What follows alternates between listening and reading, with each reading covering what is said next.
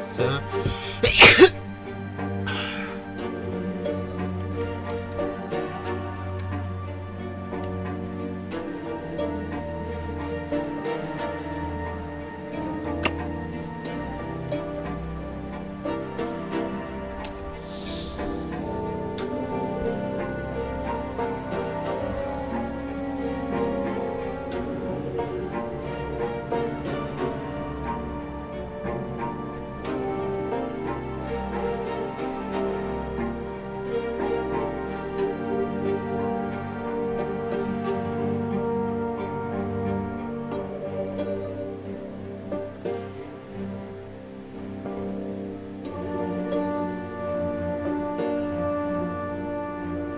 The fate of a single man in your hands.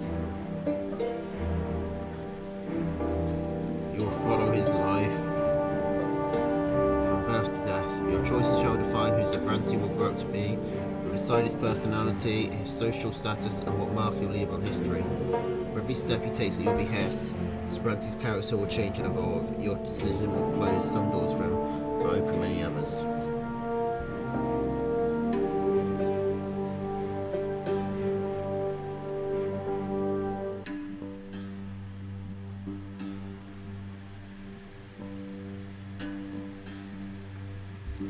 The wildest of Brante's birth is the ruthless realm where people are divided into estates. It is hard to be a hero here. Be ready to accept that Brante cannot overcome every challenge in his path. Every hard choice will test his character and personal qualities. Often you will not be able to make the choice you would like to. It may happen because you chose a different road earlier, exhausted your hero's willpower, or haven't earned the right position in society.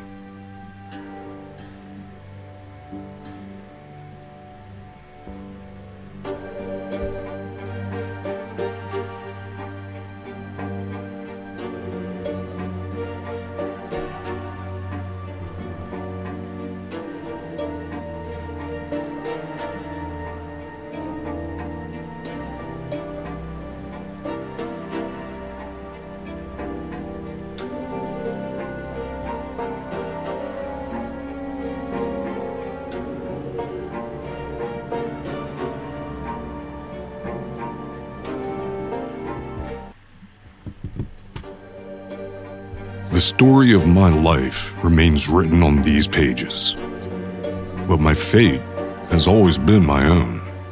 Every deed, every choice, every person I met made me what I am. Could I have taken a different path? Could I have found a different calling, altered the very course of history? And what price would I have to pay?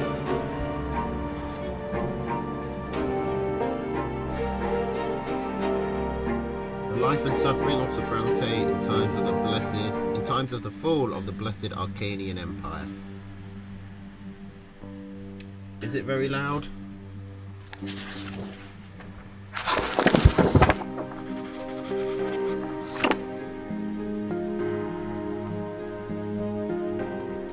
fingers are stained with ink. Your breathing grows ragged, your hands are shaking.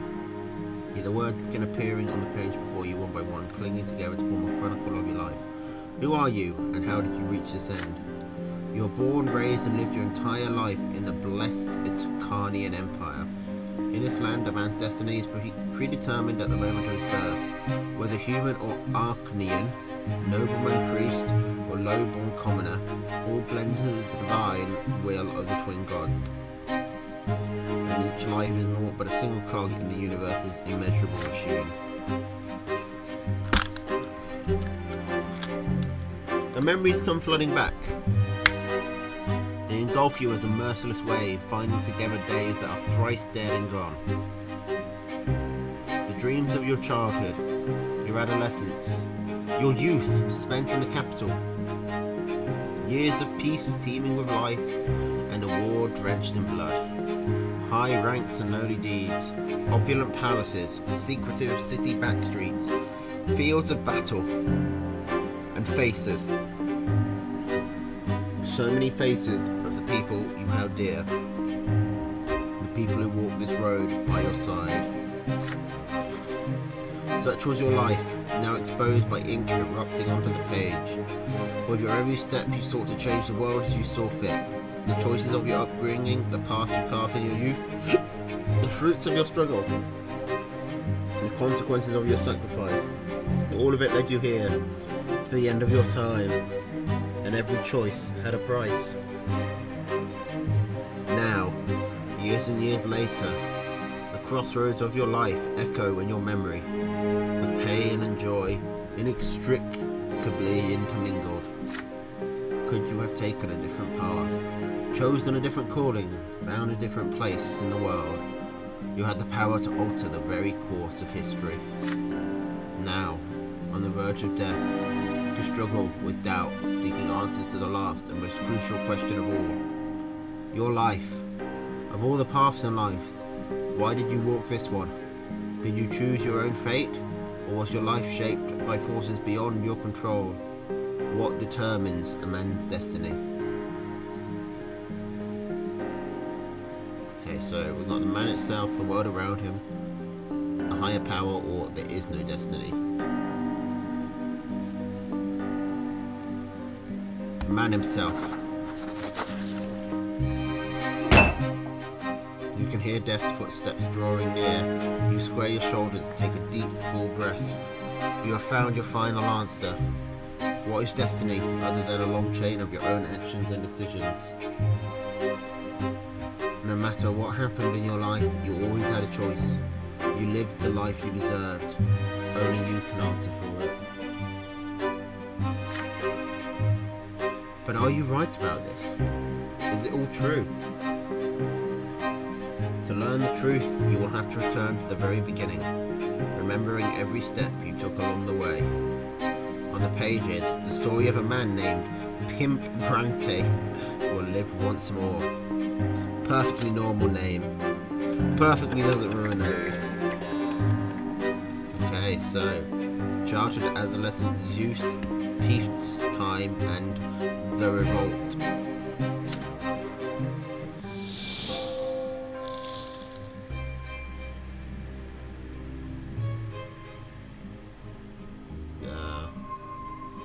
Chapter 1, Childhood. Childhood, where life begins. First words, first and steady steps. You are but a small child, learning about the world in which you were born. To you, everything is so new, so baffling, and so unforgiving. A long, trying life stretches before you.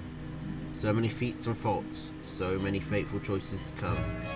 Yet you are already sowing the seeds of your future self.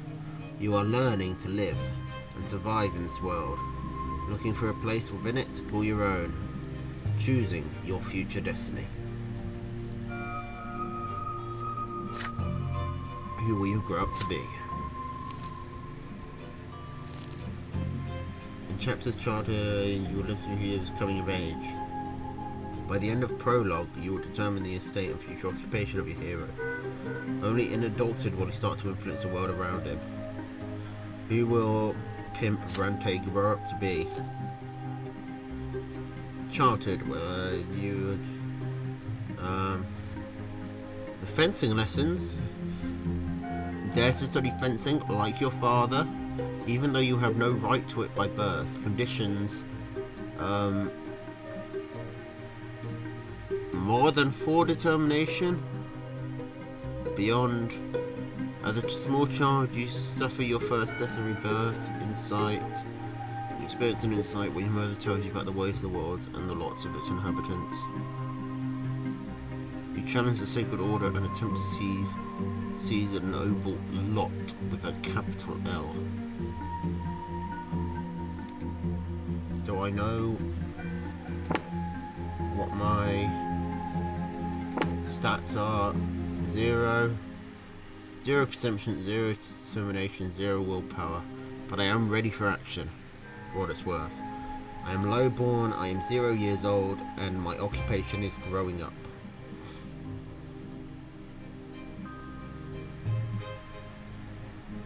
And apparently I have like 4 deaths before I end. I have some tarnished honor, some moderate means, and some peace.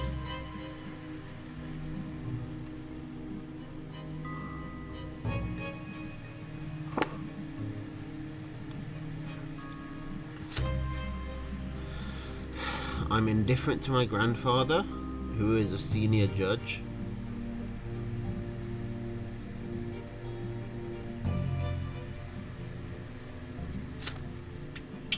My father, I'm fairly close with. Noble title and position at the prefecture. So we're like lower middle class, I'm guessing.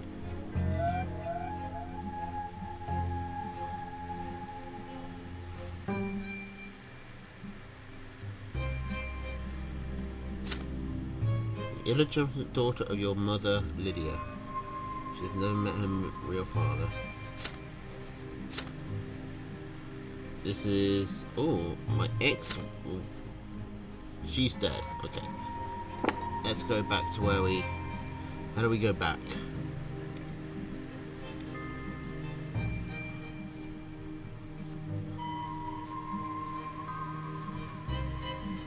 Back to the scene. No, it's just going to take me through all the stuff I have found out.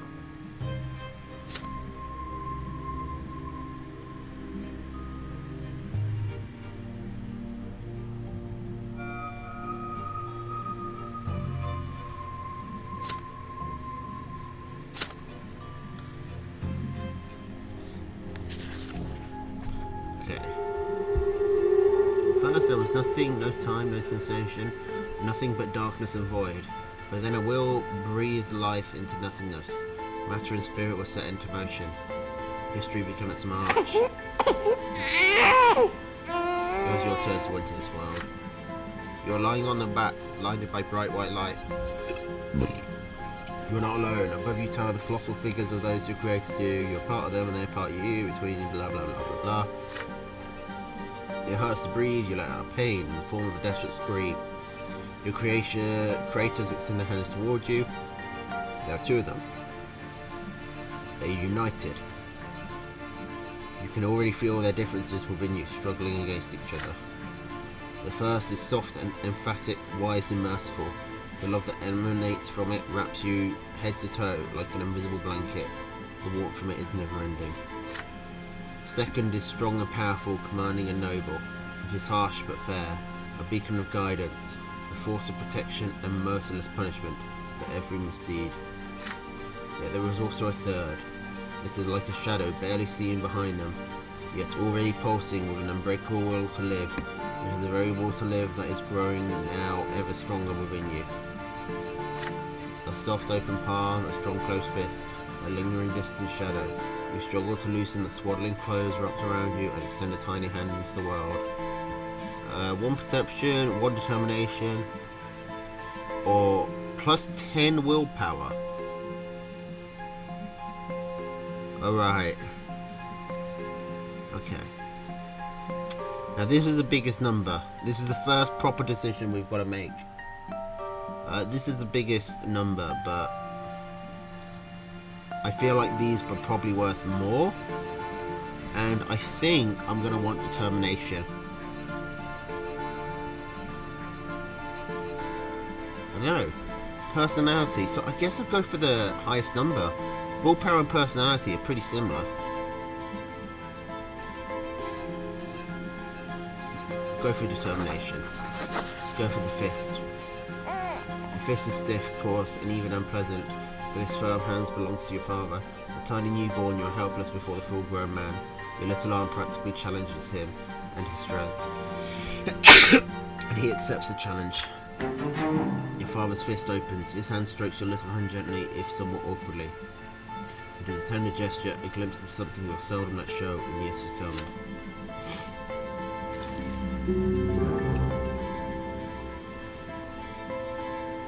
Year 1118.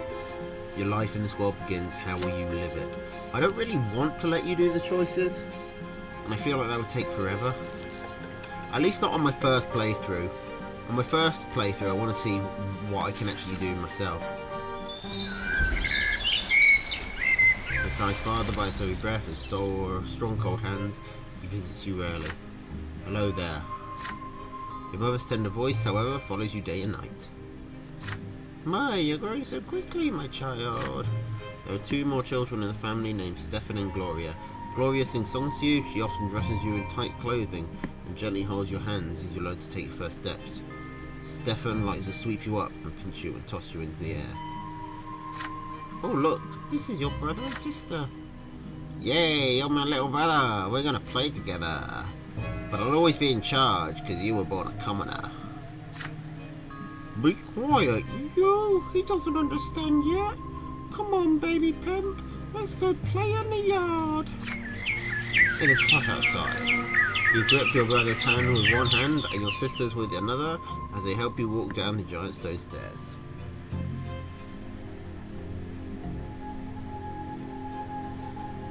Sit on the ground, play with the grass. Sky hurts to look at. Wait, what? Star away from you is a tiny gigantic pillar, a perfectly straight stick made of light. So bright it hurts to look at. Why are you staring at a shining pillar? It's not going anywhere, you know.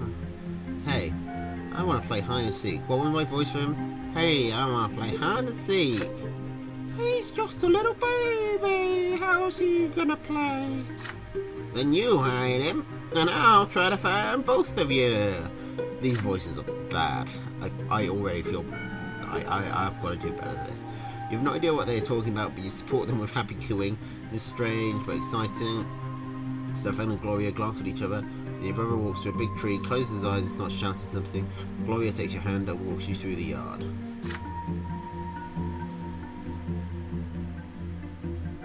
What times are these? I don't know what you mean.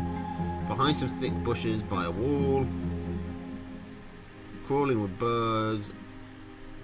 Put your finger to her mouth for some reason and then she's gone. You can no longer hear Stefan's voice.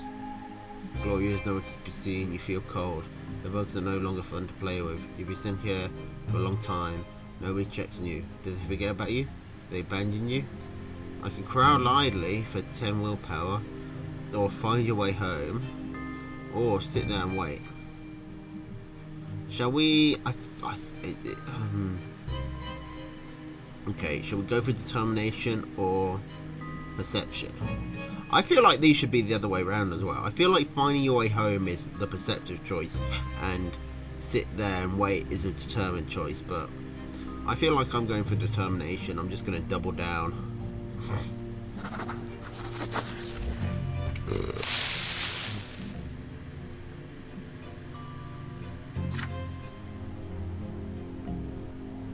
Mother has found us. There you are.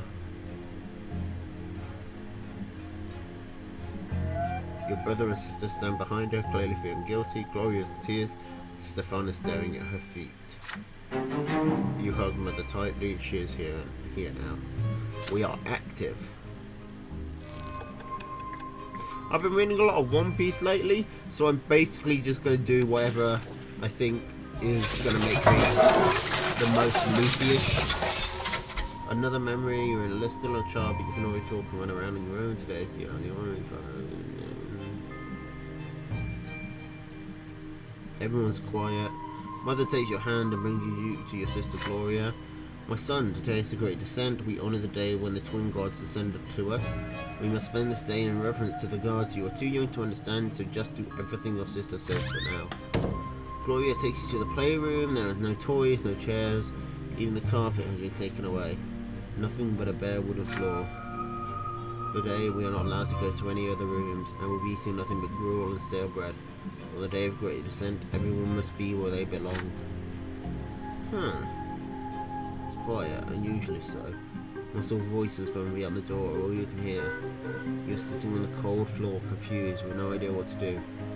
Then you hear your sister's voice, a lonely sound in the empty room. It is the little song that Mother taught her. You hold your breath as you listen to it. When the twins came down to earth... No, wait, what was her voice? When the twins came down to earth, they brought lots for every birth. Let us count them, 1, 2, 3. The twins made them for you and me. Nobles ruled and bravely fight.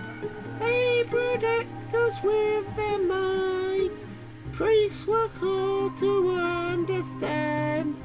Guide us by the twins' commands.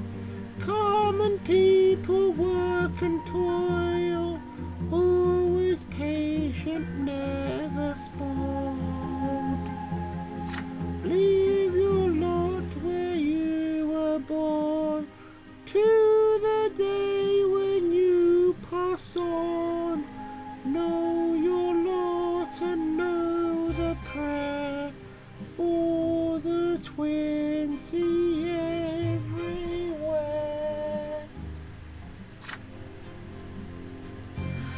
Yeah. You like the rhyme, don't you? Do you know what it's all about? Look, there are 3 lots. They were brought us by twins when they descended to us from the shining pillar. Remember that pillar of light on the horizon? That's it. You can see the shining pillar anytime, from anywhere in the world. If you follow your lot as you live, you'll reach the peak of the pillar. If you don't, you'll get eternal torment at the foot. You and I are lowborn. Mum is a commoner too, so the lot for you and me is to suffer, be patient and work hard. Understand? The priests and nobles have other lots. The nobles fight and rule over everybody. The priests, well, I'm not really sure what they do, but I guess they talk to the twins and then teach everybody. Did you get it, silly?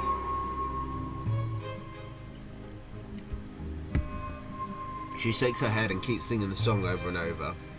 Her voice transfixes you, drawing you in. The room starts to grow like the sky. From the light emerge 2 figures you have known ever since the moment of your birth. One of them embraces your sister's shoulder. The other stands guard behind her back. You watch this before your very eyes, unable to turn away. Gloria, swaying to the song, unaware of what is happening, she sings the final verses once more. Know your Lord and know the prayer. You feel compelled by this divine sight to express yourself somehow. You feel words condensing within you to form the light. But what will these words be? Finish the song properly, or shout your own words. Shall we just keep on going for determination? I feel like I'd finish the song properly. I'm gonna build some determination and I'm gonna play by the rules. Know your lot and know the prayer, for the twins see everywhere. I've got a very deep voice for a 5-year-old. You sing the last line together with Gloria. Your sister looks up at you in surprise and gives you a nod. The shiny pair behind her back turns to look at you. You feel their gaze piercing you from top to bottom. When the moment passes, they melt into the dim light coming from the window. Gloria turns her head to look at where you were staring. Did you say something, Pimp? You shake your head. Not anymore.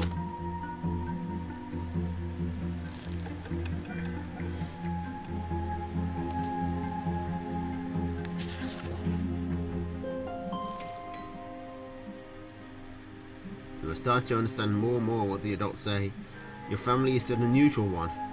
Your father is a nobleman, but not by birth. His is a title earned through great service. But your mother is a low-born woman, a commoner. Because of this, you were born a commoner. But father says you may yet become unto nobility. I mean, if that's our house, I feel like we're doing pretty well, to be honest. If you've got a fountain in your house, you're probably doing alright. You learn to read at an early age. Together with the mother, you read and learn by heart the many poems about the divine twins, the twin gods who reside upon the shining pillar. The mother calls these poems prayers. Again and again, you try and discern the shapes of the gods in that strip of holy light. Nothing important. The greatest joy of all is when the stairs are no longer an insurmountable obstacle. Now you can climb and even jump from step to step. Father urges you to be more careful and avoid climbing too high. But even though you keep falling, you never stop being curious about the world around you. Your older brother Stefan now spends less and less time playing with Gloria and you. Playing with commoners is belief a nobleman to be, he says. So Gloria calls him names and Stefan pulls her pigtails. One fine evening, Father gathers you all in the sitting room with an announcement. You will have another little brother or sister soon. Gloria asks him to bring home a little sister. Another brother would be too much. Stefan gets frustrated. There are too many little siblings getting in his way as it is. Soon you will be an older brother, too, and it doesn't really matter who the youngest will be, a boy or a girl. You will love them the most. When Father comes back from his trips, he reads his adult books out loud for you. You find these stories of wars, generals and rebellions quite enchanting, and Father approves of your fascination. Study hard, and maybe one day you'll become a noble of the mantle and own your sword. But first, you must need to grow. You may, but blah, blah, blah, blah, blah, blah, blah, but first you need to grow up.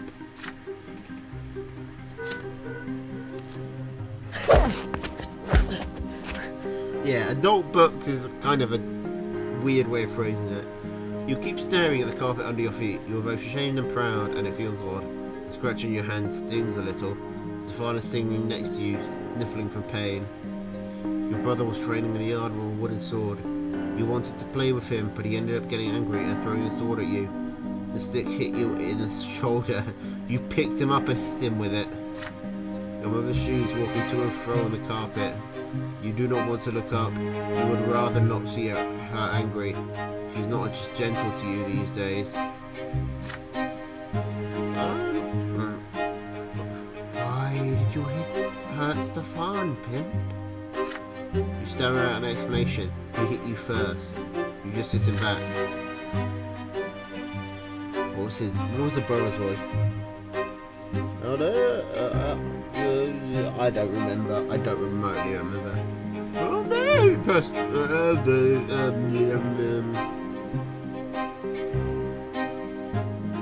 How dare he pester me like that?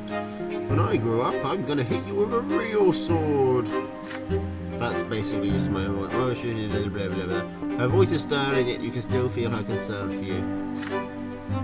Even if Stefan hits you, you cannot kiss him back. You are my son, and I was born a commoner. A lot is to suffer. But your brother was born from a noble father and a noble mother. His sacrament is coming soon, and then he'll rule over the likes of us. If you hurt a noble, you must be punished. That is your lot. And the sooner you learn it, the better off our entire family will be. Fuck that in the highest popular.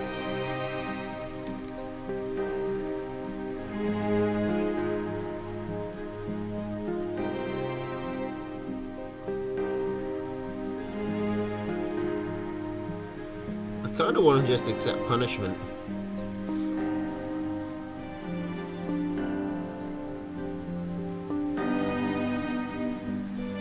Fuck that, I'm taking the determination.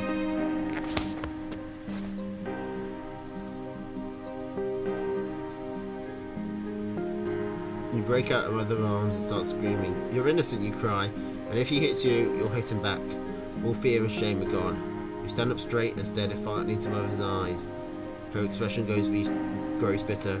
She catches you by the collar of your shirt and drags you down the stairs. I'm doing this for your own good. Do not defy me, Pimp. You're born a commoner, my son. Power and will is not your lot. This is Stefan's lot.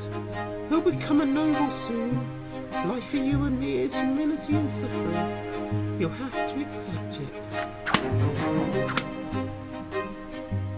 You are flogged in front of your entire family. The pain burns in your skin again and again. You clench your teeth and hold back the tears. This is the only way you can prove that you are your brother's equal. It is the only way you can prove that one day you will have the right to rule and fight.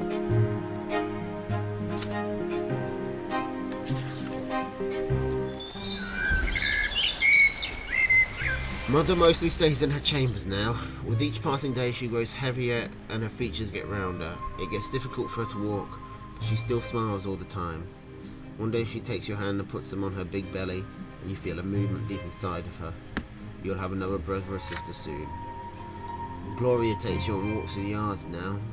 You explore the light together under the evening light of the pillar, and she sings you songs and tells you amazing stories.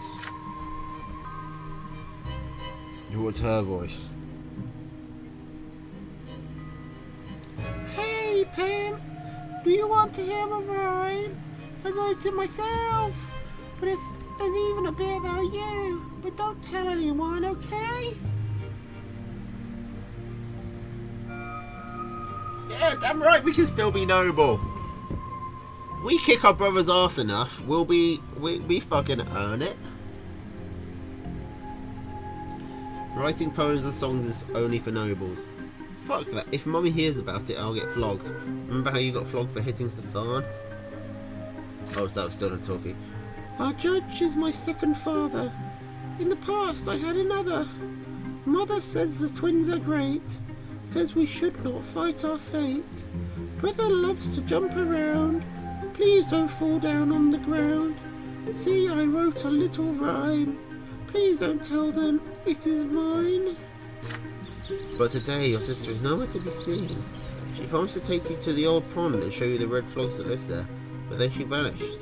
The servants join you in your search. Even Mother leaves the chambers when she hears a commotion.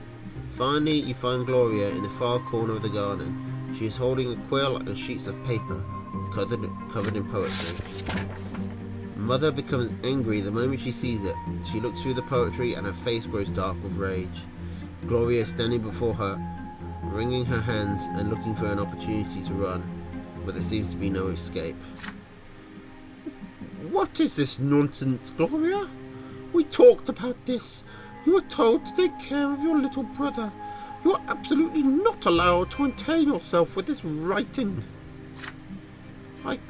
I can decide that for myself, Mum. No, you cannot.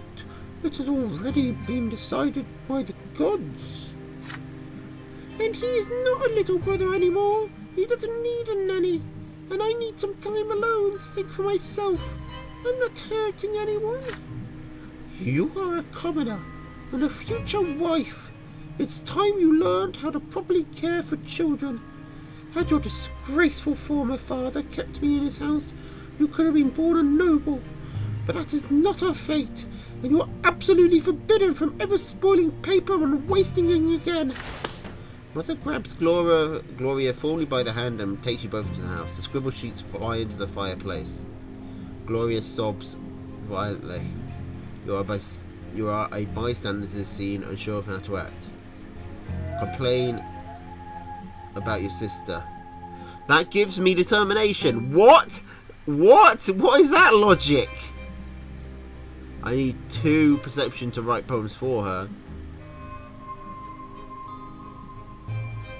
Fuck that, I'm comforting my sister, man.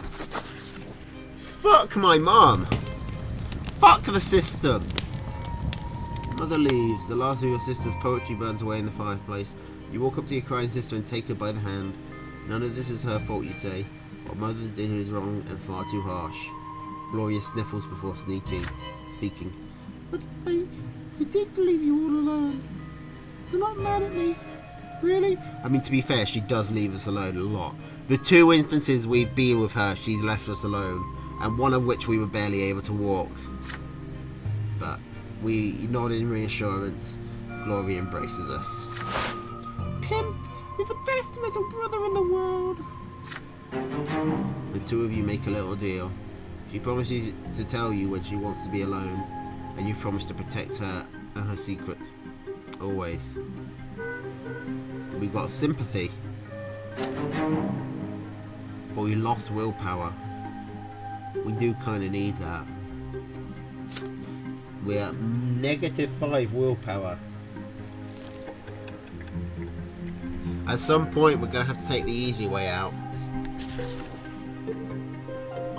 Because willpower is basically our currency. Mother is in her armchair, knitting woolen jackets, pants and socks for the little one. The baby will need to be kept warm, she says. Father spends less time at home now. Mother says he's very busy with his important job. He is a judge after all. One day you decide to ask Mother about Stefan and Gloria. How come they're brother and sister to you, but not siblings to each other? Well, my dear, I didn't give birth to Stefan, you see. He's the son of another mother. And Gloria is a daughter of another father. Come now, don't knit your brow like that. You'll understand when you're older. How is that even possible? You're all family, are you not? Several days later, Mother calls Stefan and Gloria to the sitting room. You sneak in after them. At first, Mother gets angry and asks you to leave, but then she relents. You are told to sit still, be quiet, and remember every word you hear. When you enter the temple, bow to the twins. First to the elder, on the right, and then to the younger, on the left. Stefan, you're a nobleman to be, so walk along the side paved with marble, where the benches are. Gloria, you walk along the sharp side. When you're there, you must get down on your knees, each on your own side. Stefan, kiss the sword. Gloria, my daughter, they will strike you with the lash. Don't be afraid of it. Resign yourself to the suffering it brings. It is a blessing of your lot. Gloria doesn't like the idea of the lash. There's a tense feeling that her chest today. You were told to remember this. Will the lash strike you too one day? On the next day, they take your brother and sister to the temple. You run towards them when they finally come back. The back of Gloria's dress is soaked with blood. She's hunched a bit, sobbing quietly. Stefan is putting on airs, acting prouder than ever. Nothing else looks different about them. It's like all is the same, yet everything has changed. And I'll be honest, I don't particularly like Stefan. Each of them has accepted their lot.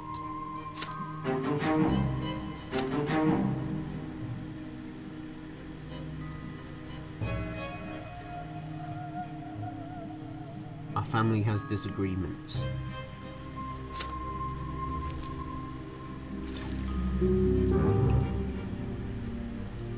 The siblings took their first sacrament at the temple in year 1122. You eye the little bundle in your father's arms with curiosity. Behind the many layers of swaddling clothes is your newborn baby brother.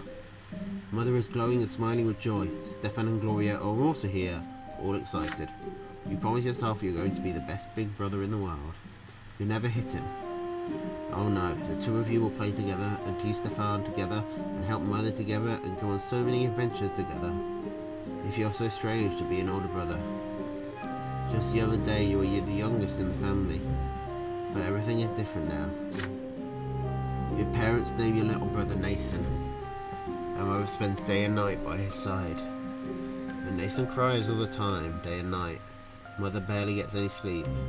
She is so worn out she starts forgetting things. Like today, for instance, she forgot her knitting in the armchair in the sitting room. You better bring it back to her as soon as possible. You run to your mother's bedroom. You miss her smile so much. You walk in without saying hello and give her the knitting, but instead of gratitude, you get an ice cold, exhausted stare.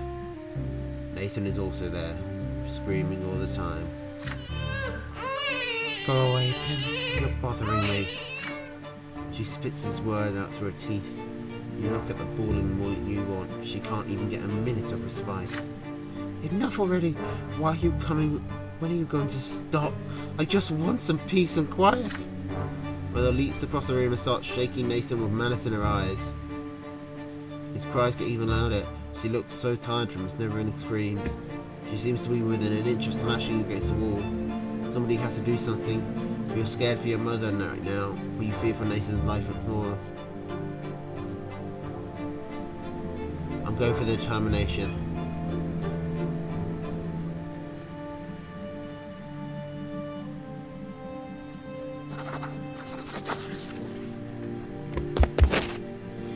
Your mother keeps shaking Nathan violently, and you cannot stay away any longer. He is no longer bawling, he is shrieking.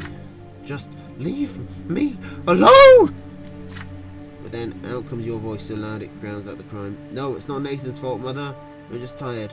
Please don't do anything to my little brother. If you have to punish somebody, punish me instead. He is too young. He won't understand. Your mother freezes and looks at you, her eyes two narrow slits. Her stare is cold and full of pure wrath. So pure you cannot help but recoil in fear. Are you trying to teach me how to take care of a child? Are you giving me lessons on calming a newborn baby? You're insolent, insipid, nagging know-it-all. It's time you know your place. She puts Nathan on the bed sheets, then moves towards you. You step back, but the closed door blocks your way. She slaps you across the face. Your ears ring from the heavy blow, and your cheek burns from her wrath. You wince and close your eyes, expecting a second slap, but nothing comes. Nothing but Mother's heavy breath and Nathan's shrill cries. There is a knock at the door. You step aside. Father walks in. He looks at you clutching a reddened cheek, at the bawling baby, and Mother, her eyes red with rage and tears, her breath heavy and ragged. Go to your room, son. I'll join you soon. You do as you're told. Back in your room, you press your aching cheeks against the cold window, hurt and dazed by what just happened. Soon enough, Nathan stops crying. You hear Father's heavy footsteps in the hallway. He comes into your room and sits on the bed next to you. Son, please do not be angry with your mother. The twins know she wishes nobody any harm. This is a difficult time for her, but we'll make it through it as a family. You stepped up to protect your brother. You acted like a little nobleman today. I'm proud of you. Your mother and Nathan are resting now. How bad does it hurt? You shake your head. Not bad, but your hand still clutch the cheek.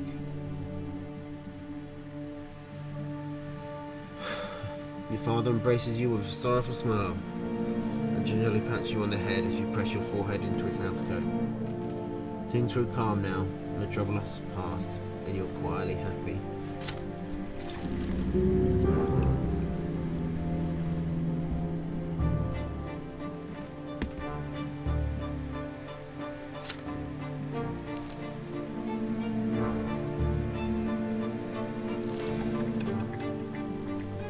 We're 5 years old now. Alright.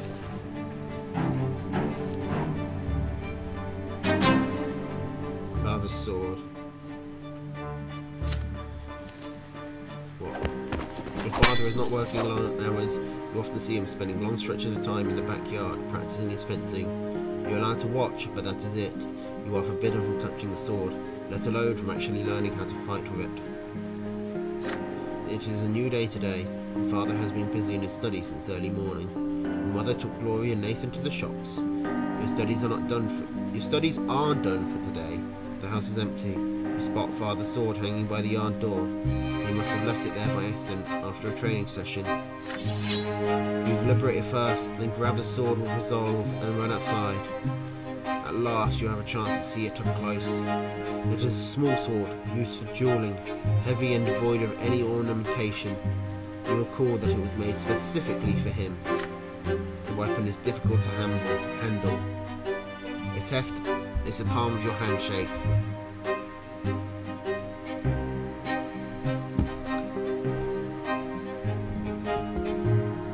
As you get used to it, you try your best to imitate Father's feints. Your technique leaves much to be desired, but at least it's something. You imagine yourself fighting for the family's honour as the thin blade slices through the air. But you swing too far back. The blade nicks through your shoulder and cuts through your shirt, staining the fabric crimson. The sword falls to the ground with a dull clang. You try to apply pressure to the wound to make it stop bleeding, but all you do is make the blood flow faster. Pimp, what are you doing here? A familiar voice hurts you more than the cut of the sword. Father walks up to you briskly, his rugged arm rips off a length of cloth and bandage your shoulder. He squats by your side and pulls you into an awkward embrace. My son, why did you have to take the sword? You know you're not supposed to hold it. This is no toy. It is a weapon that can take lives. I know how you feel. I used to yearn for my father's dueling sword back when I was a lad.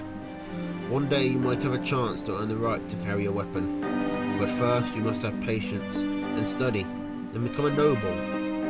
When that day comes, I'll be proud to teach you myself. You rarely spent time with Father without someone else around. There is eternal love in his voice, so much that even the cut on your shoulder barely hurts now. You would be glad to be convinced by what he says. But how can you forget your dream? How can you abandon it just to earn Father's approval? Is it right for him to ask so much of you?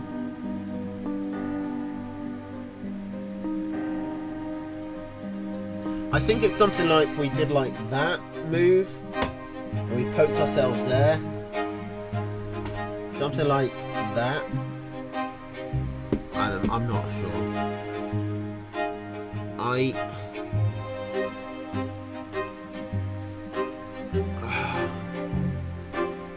Oh, that's 10. It's minus 10 willpower. We're already at minus 5.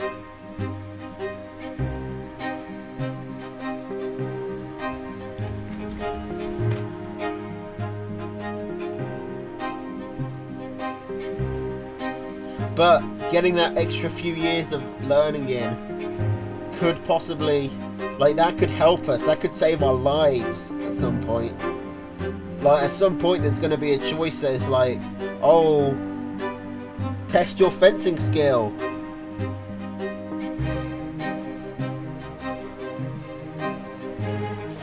I think I've got to ask.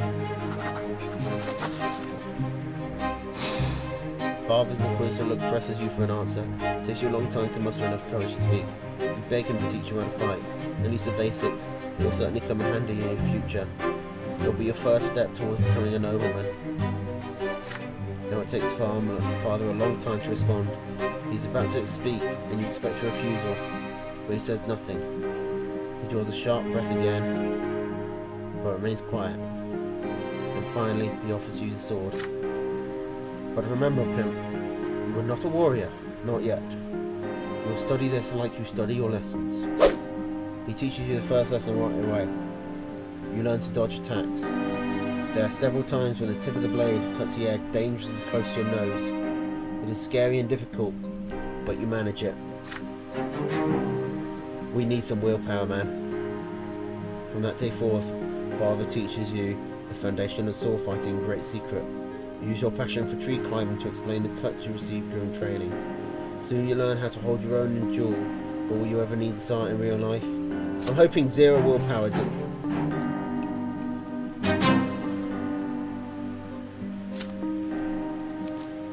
I'm hoping we don't immediately lose.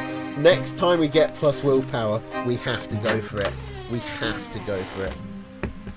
You wake up to your father's touch on your shoulder. He's finally back home after a long trip. Pimp, today is a special day. The day when you begin your studies. Now teachers will be coming to our home to teach you, and you must do everything they say. Be diligent in your studies, and you will grow closer to the nobleman's lot. And since you must remember this day, a present is in order. Lydia, get our little schoolboy dressed. I am taking him to the market district. Stefan wants to come with you too, but Father shushes him sternly. This is your day. Your elder brother is hurt to hear this, but stays quiet. An open carriage takes the two of you through the dusty, noisy city streets, a pleasant wind tussling your hair.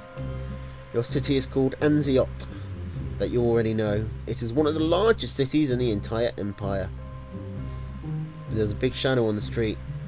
It comes from the white foliage of an enormous tree that spreads its branches all above the city.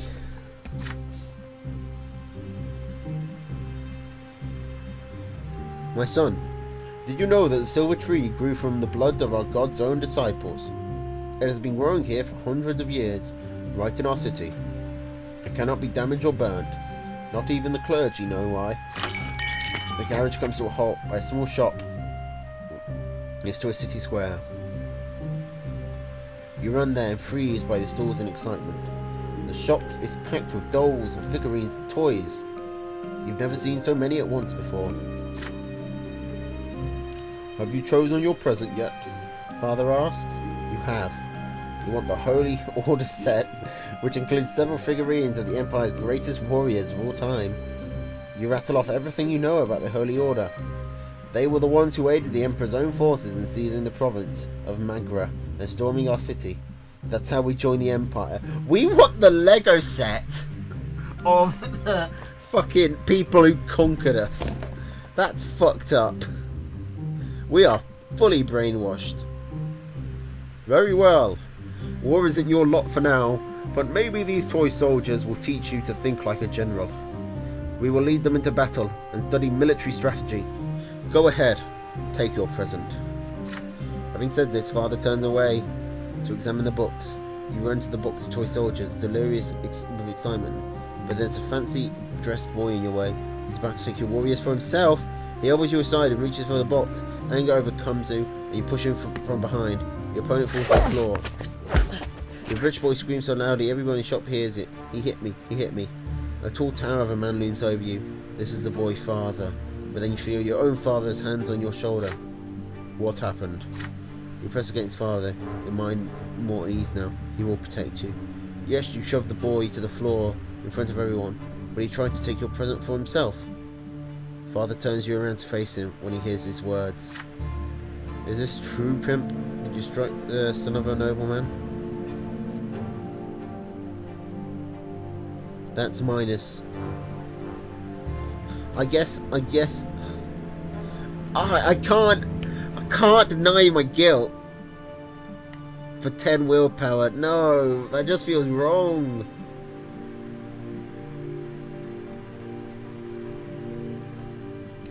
I've got to tell him the truth. I genuinely like my dad. And I feel like I've been role-playing as quite an honourable person so far. I feel like my character would tell the truth.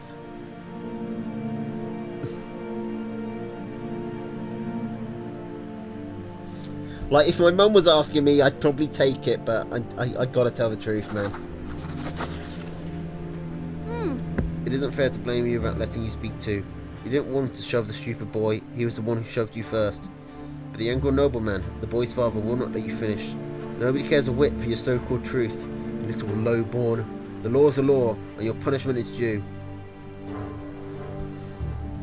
Your father nods in agreement to these words, no matter how sad they may make him. They lead you and the nobleman's son out to the shop. You are told to bow to him and show humility. A bad feeling sends a shiver down your spine. With a satisfied grin on his face, the boy swings his arm and slaps you on the cheek. He strikes you again and again. Enough! He got what he deserved. We're leaving. Get out of our way. Your head is swimming from the heavy blows. You return to your senses back in your bed, with servants treating by your face. Father stays by your side all day. The morning after, you find a little box on your bed with the tin soldiers of the Holy Order inside. You paid dearly for your stubbornness. I fucking like my dad, man. I saw that you... Like, what's the check? Like, they don't tell you anything. I think this is where we're... wait, what?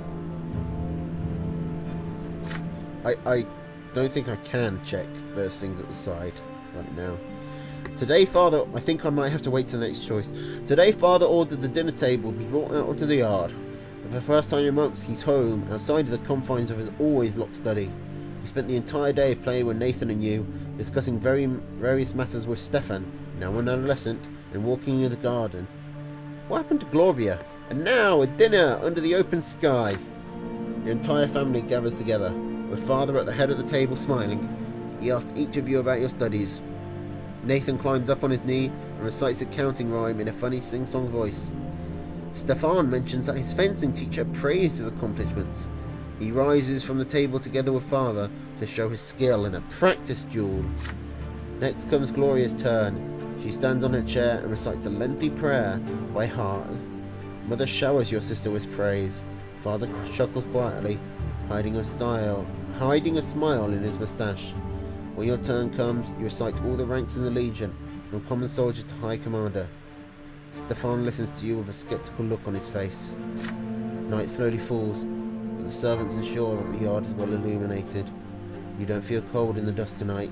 It feels good. You're so important. All of you are finally together, sitting at the same table. No fighting, just smiles. No arguing, just pleasant small talk. Then a servant approaches father with a letter in his hand. He reads it in the dim light, and each line gradually washes a smile off father's face, until only a stone-cold mask remains. Mother looks at father with an unspoken question in her eyes. Gregor Brante is coming back to Enziont. He is the head of our family. My father. We're gonna meet Granddad.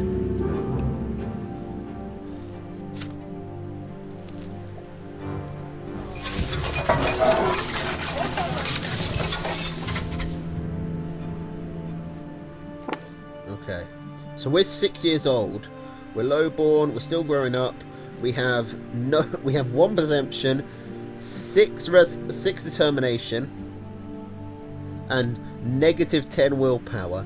I think we definitely need to focus some time on getting willpower. House of Brante. We have some tarnished honour, just short of a modest position.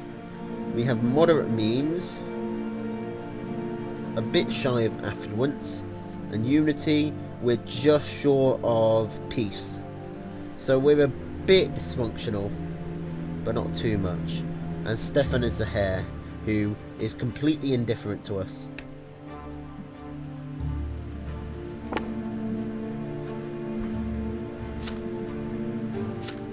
Our father likes us, our mother likes us, our sister likes us, our younger brother is fucking one, so who gives a shit?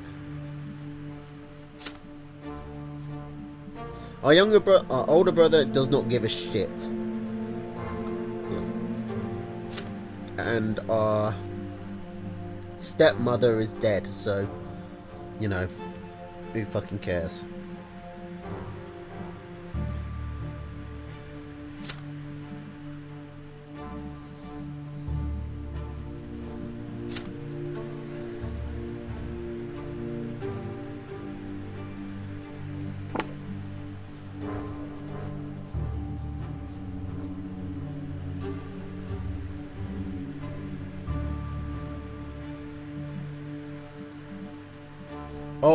Oh shit, we need this. You challenge Sacred Order and attempt to seize an overlord. We need over 0 willpower. We need to get some willpower. Quick. Ever since the news of grandfather's impending arrival, there has not been a single day when the house has not been cleaned or decorated. Your parents anxiously make sure everything is in order. They tell you to wash your face and hands after walks and scold you for leaving books on the floor. They tell Gloria she will be flogged if she is ever seen hiding in the attic. They make Stefan stay in his room. Even baby Nathan gets in trouble. Everyone is on edge.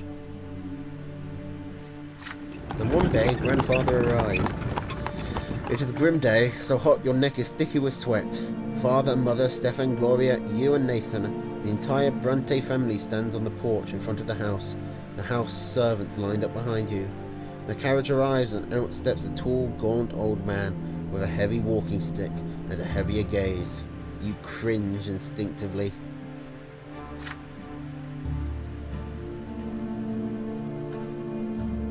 My mother doesn't like me. In all fairness, she was under a lot of stress when she hit me, alright? And she only hit me once. Good health to you, father. Children, greet your... Good health to you, father. Children, greet your grandfather as you have been taught. Still trying to look like a real nobleman, are you? You can't fool me, Robert. I was the first of the Brante family to be ennobled by the mental, and I'm the only one who remembers how to bear this burden properly. I live honourably by my lot. Your marriage to that low-born wench cut us off from ever becoming nobles of the sword. My progeny could have been born bearing noble blood. Father, I beg you, this is not the place.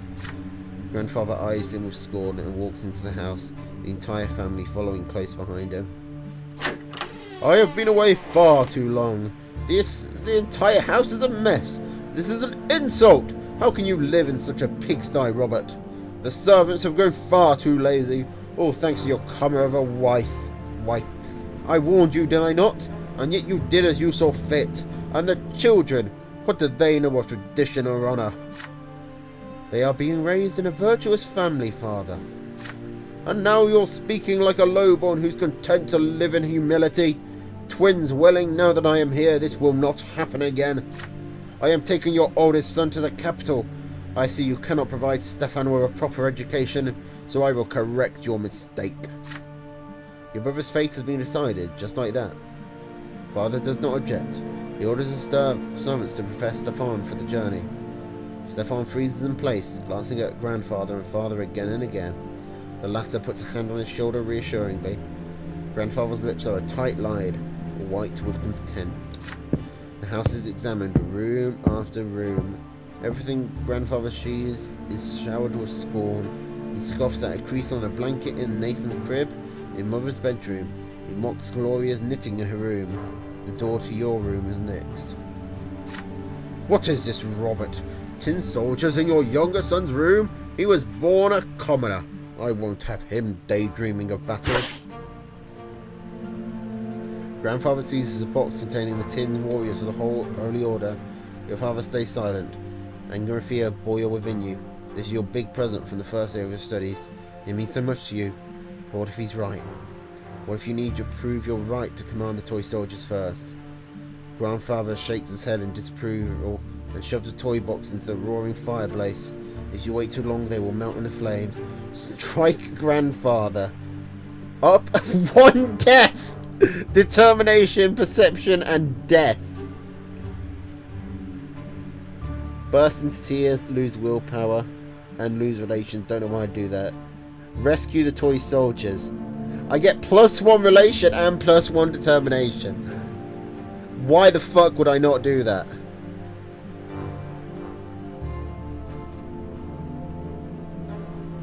Like, yeah, how do you have an army filled with only nobles? Like, that feels like it won't work. You gotta have some, like, cannon fodder. I feel like this is definitely the wrong thing to do. So I'm just gonna rescue my twin soldiers. I'd rather have the plus relationship with my granddad than the extra perception. You run to the fire and take the box out. The wood is hot to the touch and the edges are burnt. Pain comes slowly. Horrible burns in your hand appear a few moments later, with the gasp loudly. Then suddenly a heavy blow strikes you on the back. You turn around to see grandfather towering over you, his walking stick in hand. You stare back at him defiantly. How dare you defy me, whelp! You are nobody! Furious, grandfather wrenches the toy box out of your hands and leaves the room. Father follows him immediately, and he sneaks in a hidden smile for you before he is gone. Apparently he likes that more than he's letting on. And we've crossed the next threshold of determination, so I think it's net positive. Like, grandfather respects us for, like, standing up to him. Soon, grandfather leaves. Your elder brother Stefan goes with him. From that day on, father's hired teachers tend to you alone. They bore you with monotonous lectures on writing, counting, and the way of life in the blessed Archenian Empire. You often distract yourself from the instructions by playing with your younger brother Nathan. Your home grows quiet. Without your elder brother, too quiet. Weeks later, your family receives a letter from Stefan. Grandfather has sent him to a boarding school for nobles. and he's now studying hard in preparation for his service as a nobleman. The rules here are way too strict. You can't even sneeze without the teacher's permission. But I've been studying with my peers. We're learning how to live as nobles in a noble society. We're also learning the art of swordplay. That's my favourite part. We are definitely, like, Stefan is going to be the villain, and we're going to get into revolution and, like, revolt against this caste system, and he's going to be, like, commander of the royal forces or whatever, and we're going to have a duel. That is where it's ending up. It is so building up to us fighting our brother. With Stefan now at boarding school, grandfather arrives once more, this time to live in your home. The only good thing is that he often has an urgent business in Eterna, at the capital of the Empire, and has to travel there. One day you ask mother where he lived before. In Eterna, she says, but now this place is here. Each time grandfather returns, he gives the servants new orders. Your home is now always busy with repairs. The servants are redecorating grandfather's chambers, including his library and sitting room. He has his own fucking library. Sometimes father tries to gently talk him out of this. Why subject the house to constant reconstruction? Grandfather's answer is always the same. This home is mine, and I will live here as befits a man of the nobility. It's not your fucking home. It's my dad's fucking home. I don't know what his name is, but it's his fucking home. And I'm... Fuck you. Fuck you. Like, I can take fucking with me, but my dad is the only guy who has ever stood up for me. So fuck you if you fuck with him. Some days grandfather stays home, and on those days you try your best to stay out of his sight. There's no way you can avoid family breakfast. The food is there, but you cannot bring yourself to eat it. Mother's eyes are red and swollen. She has been crying all night again. Grandfather sits at the head of the table, where nobody used to sit before. Robert, it is high time your youngest sons underwent their sacraments. Sir Brante, please, let them live free of the lot for a while longer. They are but... Shut your mouth! Robert, that wife of yours is impertinent enough to interrupt me. If this ever happens again, she'll be eating her gruel with the servants in the kitchen where she belongs. It's time you considered a real marriage, woman, Robert. One to a woman of the proper station. Gloria drops her fork. Grandfather shoots her a scathing look. A tear rolls down mother's cheek. Father does not look away from the plate, his hands clenched in the fists. Baroness El-Lodar is one such woman. She is a comely widow and a fine match. She is suing for her inheritance right now and could use proper support and a husband. You can keep your lowboy Lydia around if you like. Servant, mistress, I don't care. I will not do that, father. I am the head of this family, and the family's standing took a severe blow after we married that commoner. It is unthinkable. How can you give up the memory of beautiful Amelia Elborn for this lowly woman and that bastard child of hers? But now you have a chance to set things right. Don't disappoint me.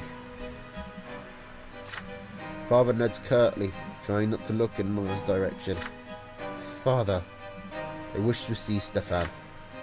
I find your conduct in the Baroness's presence satisfactory enough. If I find your conduct in the Baroness's presence satisfactory enough, then you may see him. She is coming for a visit tomorrow. Be prepared.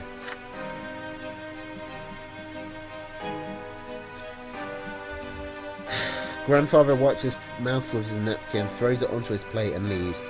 Mother's lip moves silently. Nobody says a word. Then father stands up and orders you and the other children back to your rooms. He needs to speak to mother in private.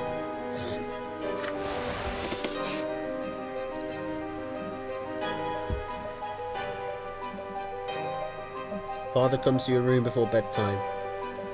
He sits on the edge of the bed and adjusts a crease in the board and blanket. He distanced himself from you after Stefan's departure, so you are not used to such attention from him. In the candlelight you can see his face in the dark. There is a sour expression on it. My son, Baroness Emma Lodar will be visiting us tomorrow.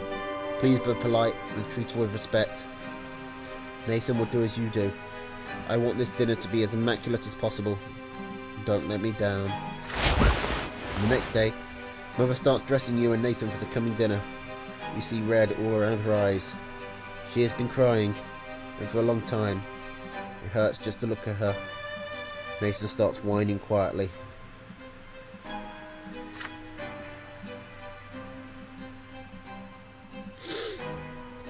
You and Nathan are dressed in new doublets, your hair tousled and brushed into shape. Gloria is told to stay in her room. Father appears wearing his best suit. Mother is in a humble brown dress, looking pale. Father has a characteristically contented look about him.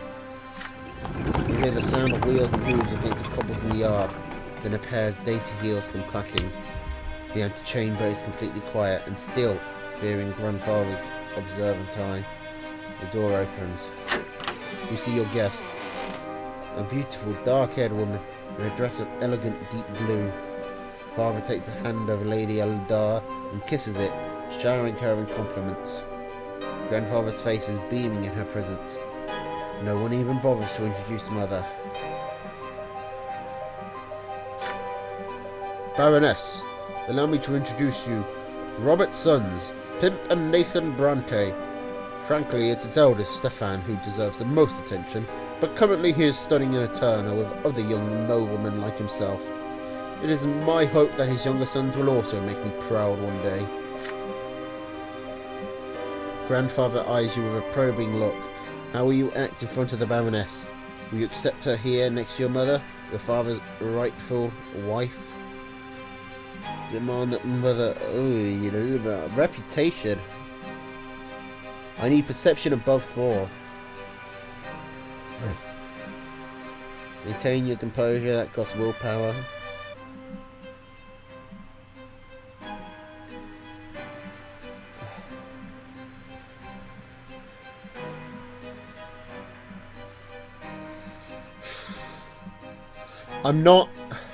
My father asked me to be polite. I'm not willing to sacrifice reputation with him for reputation with my mother. I'm gonna greet the Baroness politely.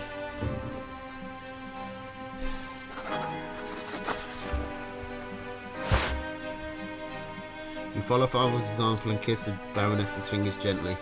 Her laughter fills the antechamber, ringing like chimes. You gallantly offer to lead her to the sitting room. Lady Eldar graciously agrees. Behind your back, you can hear Mother sobbing. Grandfather and Baroness Eldar engage in small talk over dinner. She tells him of the woes of litigation over her late husband's inheritance, and he advises her like the judge he is. Father is mostly silent, only getting in a word or two. You do your absolute best to behave yourself. After the decorous farewells to Lady Eldar, Father quietly thanks you for your model behaviour.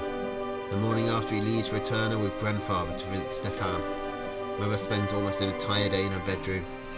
You cannot bring yourself to speak to her. Father returns from the capital in quiet rage. You overhear your parents talking. Apparently, Grandfather has already poisoned Stefan's mind against him, and he greeted Father with cold hostility. The name of Baroness Eldar is never mentioned in the house again.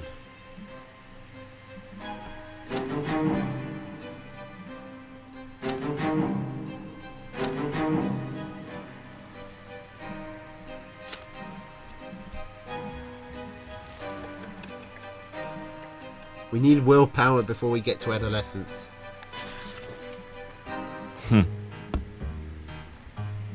Father now checks on your studies often and nitpicks you for sitting or eating or speaking in an incorrect fashion. Once he became so annoyed, he says that he wishes Stefan had been the one to stay home instead of you. You never expected to hear these words from your father, of all people. Grandfather's trip to the capital took longer than expected. He feels lighter around the house without his presence. You allow yourself a little change of scenery. Instead of your room, you now busy yourself with reading and calculations in the sitting room, across from the open door to the yard. Gloria has joined you today. She has already helped you progress through several complex passages in the book. Right now she seems preoccupied with a strange tube. Aren't you hurt by the way Grandfather treats you, she asks? You ask? Gloria just shrugs. Grandfather always says they should get rid of me. I'm used to it now. He hurts you a lot worse because you're closer to him. I just have to stay out of his way. That's it. She shows you the strange tube she's been holding all day. Look, it's a kaleidoscope. I got it as a gift. Want to see inside? Excited by the idea, you close the book and peer into the tiny hole on one end of the tube. Your eyes see a multitude of intricate patterns. Each turn of the tube reveals a new web of interwoven colours. They mesmerise you. The kaleidoscope turns a fire burning in the fireplace into a Calvary made of flames.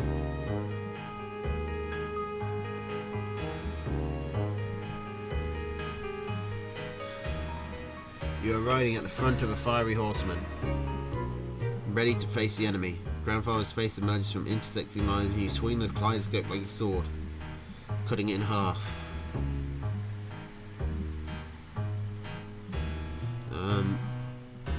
Now you look at the blue sky through the window, and the patterns are unending, secretive, and calm and peaceful, just like Father's smile before Grandfather's invasion.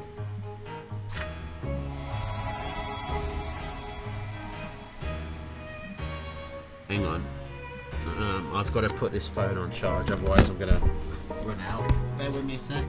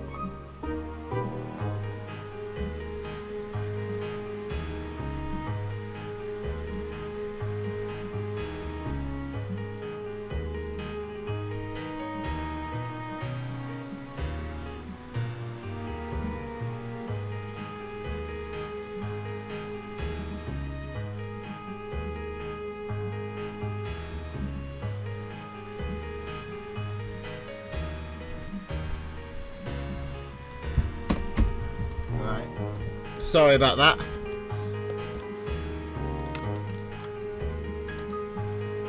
Okay.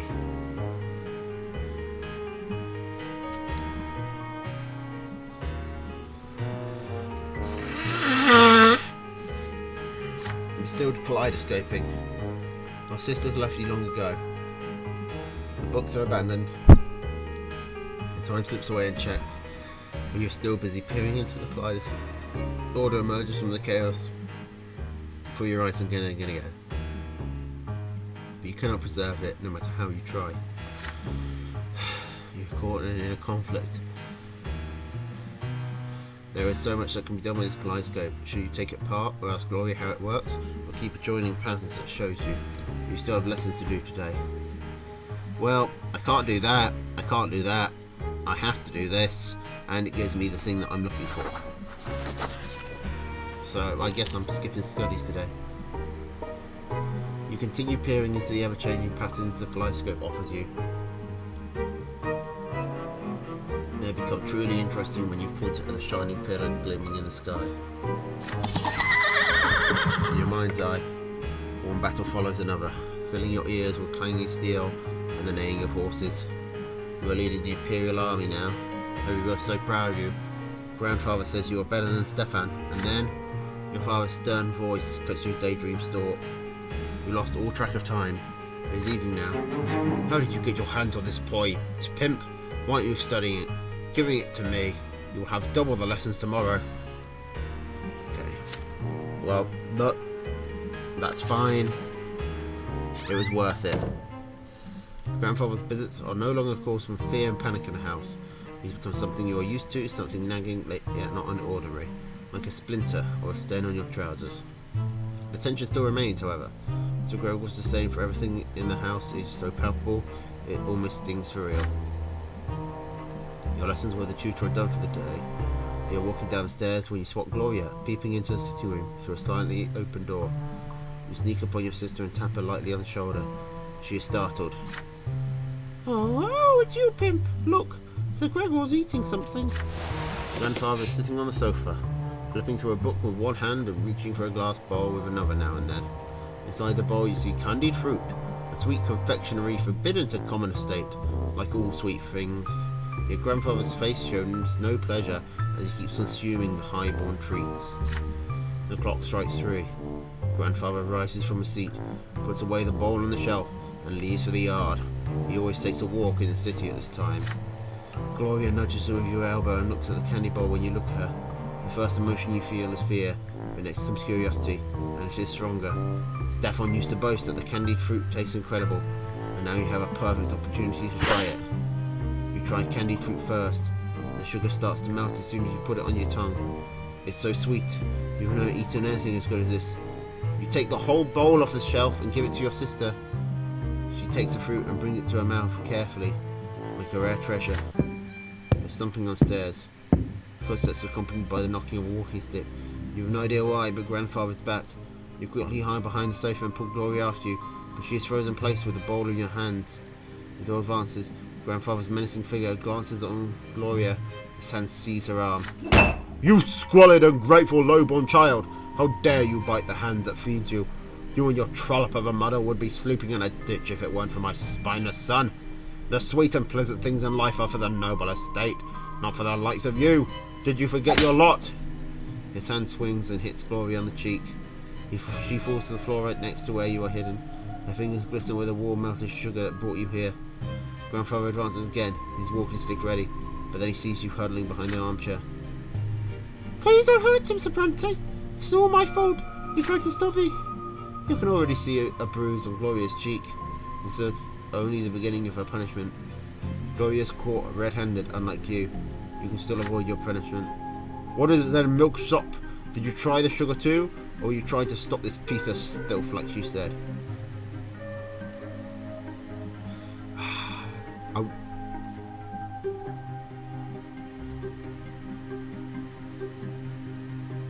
Well, I would like to tell the truth, but I need the willpower. I don't need the willpower enough that I'm going to sacrifice Gloria for it. So, quite frankly, Grandfather, Go fuck yourself. You jump up and try to shield Gloria. And you start boasting right in his face. Yes, you did eat the sugary treat. And it was very much the opposite of sweet. Good thing Gloria did not have time to eat hers, or it would have been a disappointment to her too. Yeah, sugary treats are for fat noble kids, but they're gross to us. We're just commoners. You continue the train of thought. Why, we simply got curious after Stefan started boasting about it. He told us these treats are so good you could eat them forever. But no, your elder brother lied. They are simply unbearable. And again, what could you expect? What else could you expect from grandfather's darling Stefan? Grandfather's face is red with rage. He strikes you both with his walking stick, blow for blow. You dare mock me! I will not let this stand. Know your place, you foul low-born scum! He keeps hitting you until he grows tired. Then he leaves you where you are, muttering in impotent rage. Soon enough, Mother comes in to find the two of you on the floor, too afraid to move. She shakes her head in disappointment. You're badly hurt and covered in bruises. Yet she still forces you to kneel and recite the precepts of the lot, and how important it is to follow them. Gloria's face is bruised and swollen, but she still gives you a weak smile. We got him so hurt up. Two commoners made an honourable noble feel helpless. Makes all the pain worth it. Isn't that right, brother? Your entire body hurts from the heavy blows, but deep inside you are ecstatic. You stood up to grandfather today. It is a victory you will remember for the rest of your life. You know what, fuck, like, sister comes before the grandfather, definitely. Father and mother have been focused on Nathan and you since early morning. Instead of breakfast, you are told to say your prayers, wash your hands and faces, and get dressed in plain white shirts. Today is the day of your sacrament. Mother, I want to go play in the yard. No playing today. You and Pimp are big boys now.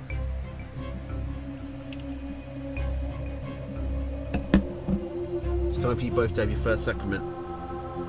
No one can live without a lot. I don't want to. I don't want a lot. Be quiet and listen. You are born commoners, so you must accept a lowborn lot before the twins.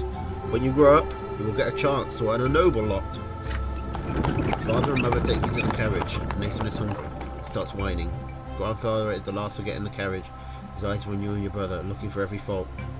Soon the carriage is moving along the streets of Anziot, slowly and solemnly.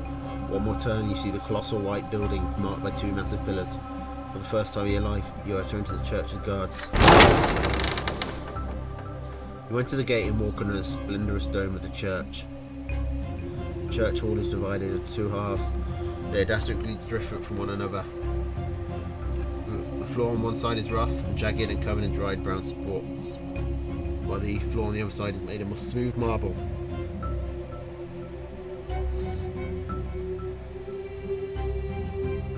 The commoners kneel on the jagged floor, and the well-dressed nobles and their families sit on the pews. Father and grandfather leave you to sit on one of the nobles' pews. Mother walks to the rough stone on the commoner side and gets down on her knees. You see her winsome pain, for the lowborn estate shall suffer in the house of faith. The church acolytes surround you and lead you to the altar, where you and other children will take your sacrament this day. Before you stands a tall priest dressed in black, with a sword in one hand and a hefty whip in the other. Nathan's whining grows louder. He dislikes this place. He is scared. You remain quiet, with your stomach roils in an uneasy anticipation. The first child to take the sacrament is a jaunty little boy from a family of nobles. The priest extends the sword before him and recites the words of his lot. From this day forth he will fight and rule and pursue the arts, his mind now ever free from the throes of suffering, for he now belongs to the noble lot. The boy proudly touches the flat of the blade with his lips. Nathan is next to receive the sacrament. He suddenly snaps out of his fearful trance and tries to break free, but the acolyte pulls him towards the altar and throws him on the jagged floor on the lowborn side. The sharp edges bite into Nathan's knees as he lands, splaying drops of red around him. I don't want to. Why do they want to whip me? What did I do?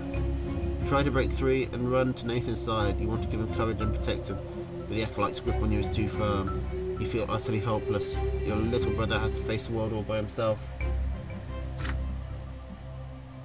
The priest starts reciting the words of the lot as he swings the lash over Nathan's shoulders.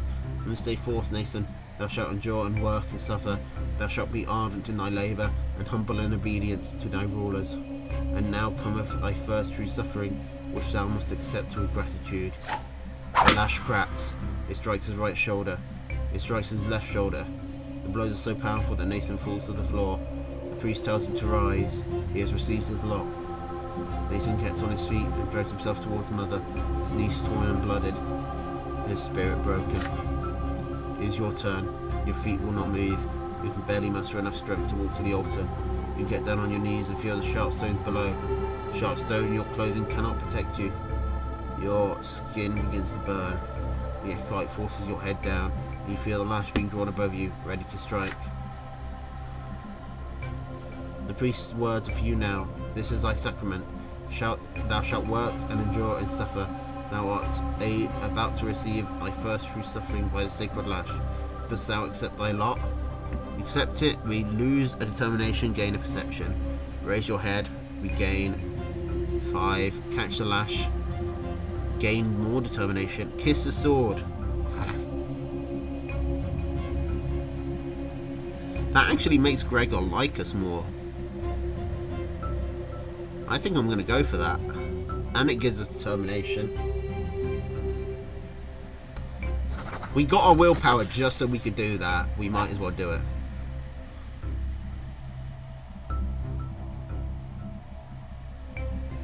The whip slices through the air, about to strike, but your eyes are transfixed by the blade the priest holds in his other hand. You jump up and away. The lash misses you. You grab the blade with your hands. It cuts into them mercilessly. The priest wrenches it away from your blade fingers. You look him straight in the eye.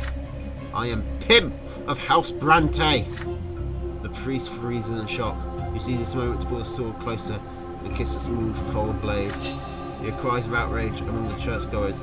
Mother prostrates herself on the jagged floor, racked with fear. Father remains still, baffled by what you have done.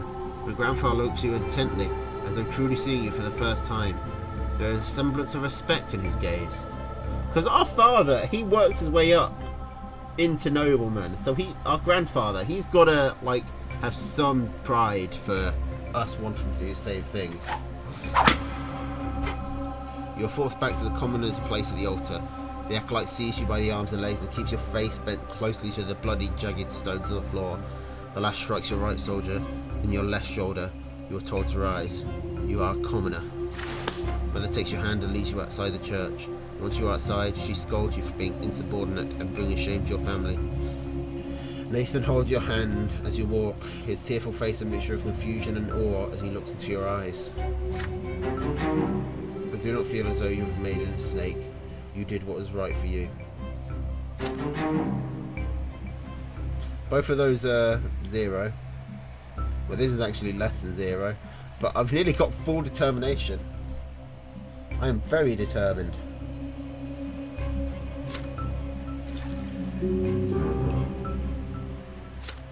Maybe I should sacrifice some determination to gain some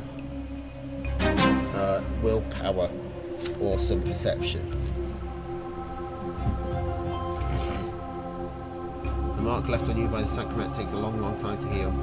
Mother says it is a reminder of your lot, suffering and sufferance, pain and patience. Gloria shows you the mark of the lash on her soldier one day. It will never disappear. You are a commoner now. This is the lot you were born into. But Father keeps telling you to study hard, so you may yet earn a different lot and become noble of the mantle.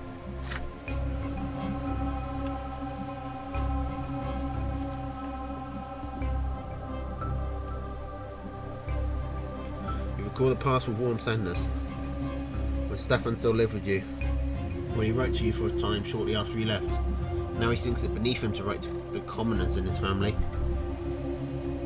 Mother didn't lock herself in the bedroom as often back then. This changed shortly before Nathan was born.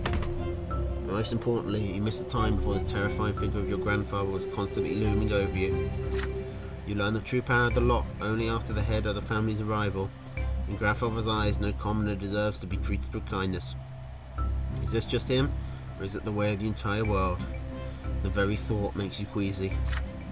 You're older now, and what's more, you are an elder brother now. You've learned how to care about someone else, how to teach and protect. Soon you are a small boy no longer. As the day passes, play gradually gives way to laborious study. Now your choices will decide your place in the bizarre and ruthless world of adulthood. Your childhood years are over.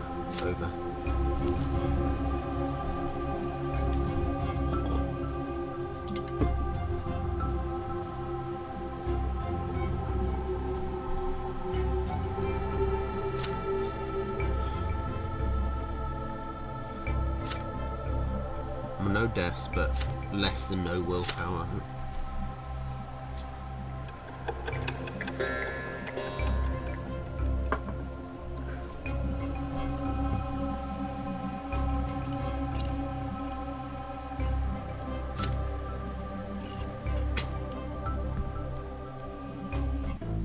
I was growing up fast. The school, the streets, and the whole wide world awaited me beyond the gate of my parents' house.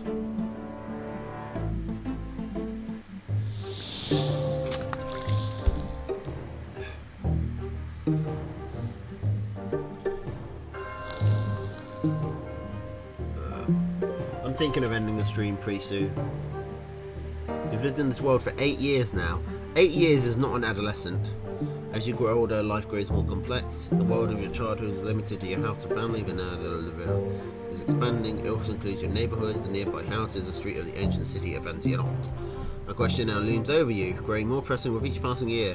What will your place be in this vast outside world? Few people in the blessed Arcanian Empire trouble themselves with this question.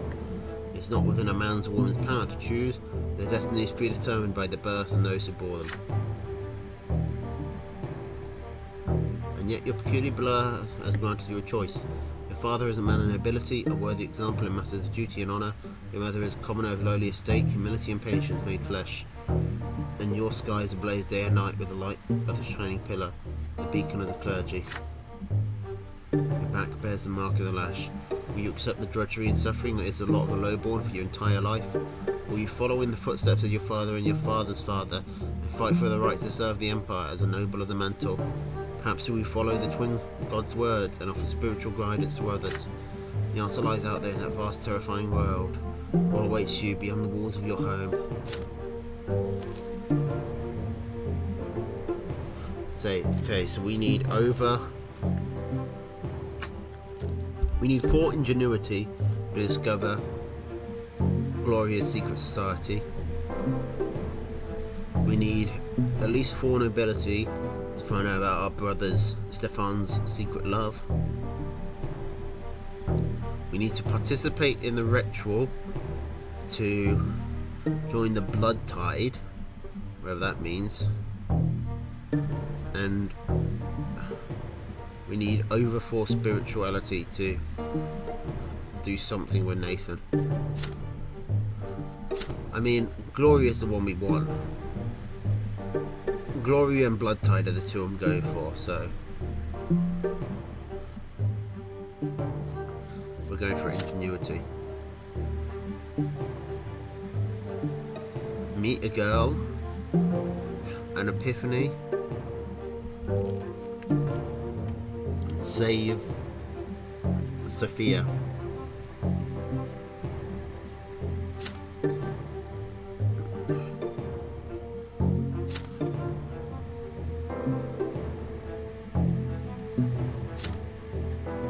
Okay, so these qualities change at each age. These qualities stay with you.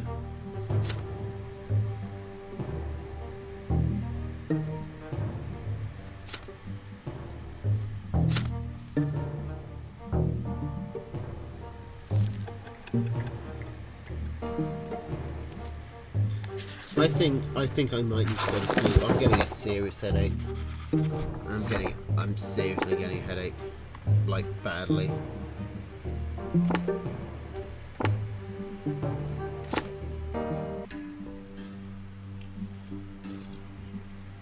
There will be a stream tomorrow.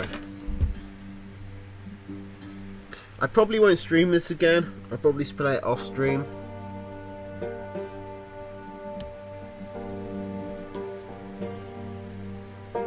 But I need to go to bed. Have a good night, everybody. I don't think people really like this, and it's a lot of effort to read everything that comes out. But there were a lot of words.